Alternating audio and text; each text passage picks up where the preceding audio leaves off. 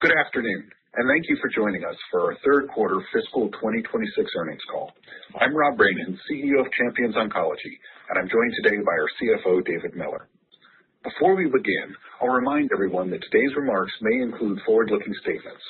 Actual results may differ materially, and additional information can be found in our filings with the SEC. Before I walk through the quarter, let me briefly highlight three key takeaways. First, we delivered another quarter of strong operational performance, including record services revenue and our third consecutive quarter of positive adjusted EBITDA. Second, while quarterly revenue can fluctuate in our business, we remain on track for full-year revenue growth and full-year positive adjusted EBITDA, while continuing to invest in both our data platform and our Discovery Therapeutics subsidiary. And third, we're beginning to see early momentum in our data business, including new deals closed during the quarter and additional revenue expected in the fourth quarter. Overall, we're pleased with the progress we're making as we scale the core services business while building the longer-term growth opportunities in data and drug discovery. Turning to the quarter in more detail, we delivered another quarter of record services revenue, underscoring the strength of our core translational oncology services platform and the resilience of our customer relationships. Our PDX Bank remains a true differentiator in the market, and as customer budgets stabilize, we continue to see bookings convert into revenue. I also want to thank our operations team, who delivered this growth without material additions to headcount.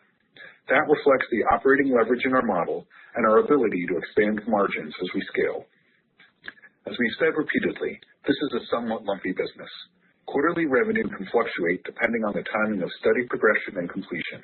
During the quarter, we saw strong conversion of previously booked work, including some backlog from prior quarters, which benefited revenue in the period. Looking ahead, we would expect revenue to normalize somewhat as studies move through their various stages. That said, the underlying demand for our services remains healthy, and our focus continues to be on expanding the pipeline of future work through increased commercial engagement. This quarter, despite strong services performance, our year-over-year revenue showed a slight decline due to the large data deal we closed in the third quarter last year. Importantly, our services revenue came close to fully offsetting that comparison. Stepping back from the quarter-to-quarter noise, which is why we manage the business on an annual basis, we remain on track for full-year revenue growth and full-year positive adjusted EBITDA, all while continuing to invest in both our data business and Corellia without dilution of Champions shares. That balance, growth and investment, coupled with disciplined focus on the bottom line, is central to how we're managing the company. While EBITDA remains somewhat suppressed in the near term as we continue investing in these growth drivers, we expect the payoff from those investments to begin showing up in fiscal 2027 with more meaningful acceleration in fiscal 2028. Which brings me to an update on our data business.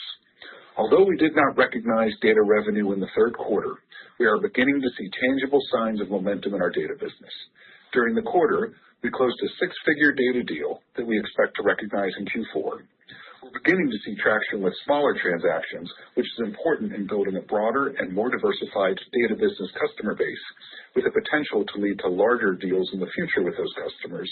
And we continue to progress the large data deal we originally announced in Q3 of fiscal 25, with incremental revenue expected from that deal in the fourth quarter. While I need to reiterate that this is still early, these developments are encouraging.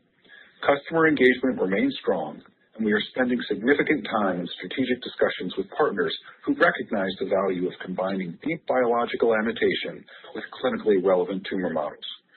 The opportunity here remains substantial, and we are building it deliberately and thoughtfully. Turning to Corellia, our wholly owned target discovery subsidiary, we continue to generate attractive data that is being well received by potential venture capital funding partners and licensing counterparts.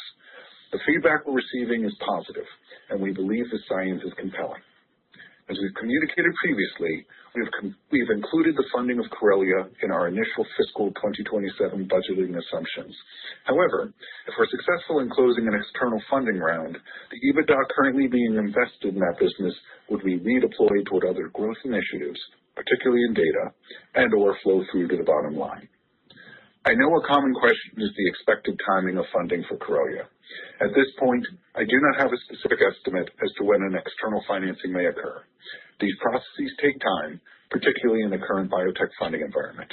What I can say is that the discussions are ongoing, engagement remains quite active, and the underlying data being generated on an ongoing basis continues to strengthen the investment case.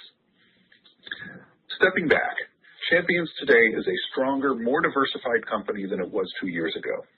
We have a differentiated and deeply characterized tumor bank that anchors our services platform, a growing radiopharmaceutical capability that enhances our competitive positioning, a data platform that is beginning to generate commercial traction and has significant long-term potential, and a therapeutic subsidiary with scientific validation and external interest, where we believe we will soon be positioned to capture some of the return for the investments we have made. These growth vectors are separate but interrelated, and our objective remains to maximize shareholder value across all three while maintaining disciplined capital allocation. Importantly, we are demonstrating that we can invest in the future while maintaining positive adjusted EBITDA today. That combination is critical. As we move through the fourth quarter, our focus remains on execution, delivering strong service performance, advancing data opportunities, progressing Corellia discussions, and finishing the fiscal year with positive adjusted EBITDA and annual growth. Looking ahead, we believe the investments we are making today in these value drivers position Champions to deliver stronger growth and expanding profitability in the years ahead. With that, I'll turn the call over to David to walk through the financial results in more detail. Thank you, Rob, and good afternoon, everyone. Before I dive in, just a quick reminder that our full results will be filed on Form 10-Q with the SEC before March 17th. And as always, I'll reference certain non-GAAP metrics with reconciliations to GAAP included in our earnings release. Total revenue for the quarter was $16.6 million compared to $17 million in the prior year period, a decrease of approximately 3%. However, the mix of revenue this quarter is important to understand. Our core study revenue reached a record $16.6 million compared to $12.6 million in the year-ago period, representing growth of approximately 32%. This performance reflects strong study execution and conversion of previously booked work during the quarter. We did not recognize any data revenue from our nascent data platform this quarter compared to $4.5 million in the prior year period, which accounts for the overall year-over-year revenue decline. As we have discussed previously, data revenue will vary from quarter to quarter at this stage of the platform's development. We anticipate it will become a more meaningful and regular contributor to our results over time. It is also worth noting that study revenue in the quarter benefited in part from strong study completion timing, which will normalize in the near term before continuing to grow as bookings expand. As a result, quarterly revenue can fluctuate as studies move through different phases of execution. Taken together, this revenue performance and continued operating discipline supported our third consecutive quarter of positive adjusted EBITDA, coming in at $575,000, while our GAAP loss from operations for the quarter was approximately $275,000. Importantly, on a year-to-date basis, we remain on track to achieve full-year positive adjusted EBITDA.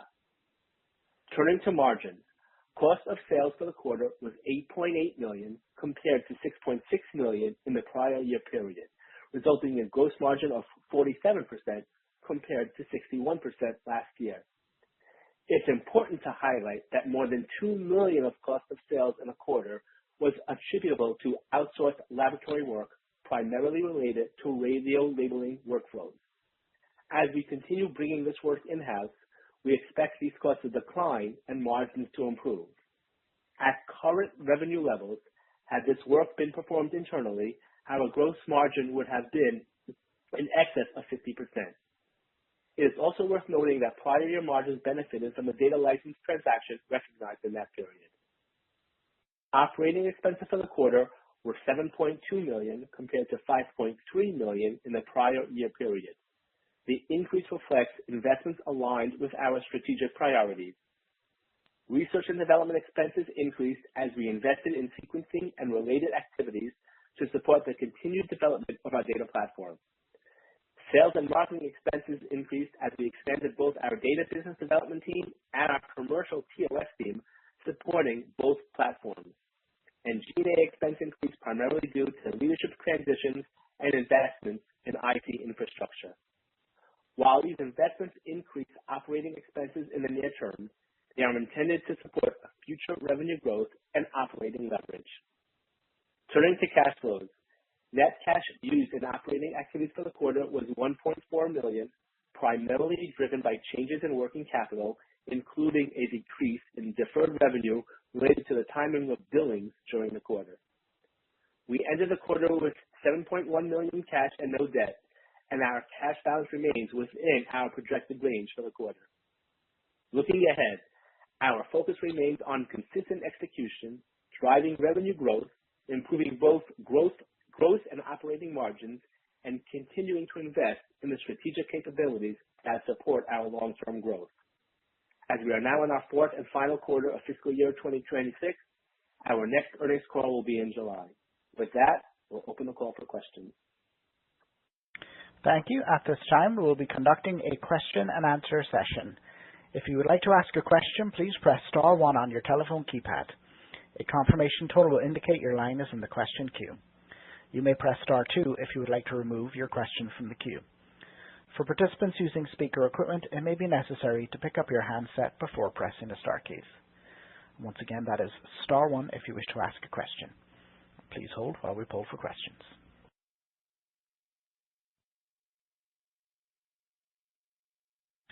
And once again, that will be star 1 on your phone at this time if you wish to ask a question.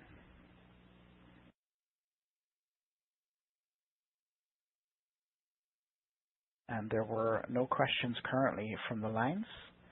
I will now hand the call back to Rob Brainin for closing remarks. Yeah, thank you all for listening in today. Like we said, we're pleased with the progress we're making. Look forward to sharing with you another update in July to give you an update on that continued progress. Have a wonderful day. Thank you. This does conclude today's conference. You may disconnect your lines at this time. Thank you for your participation.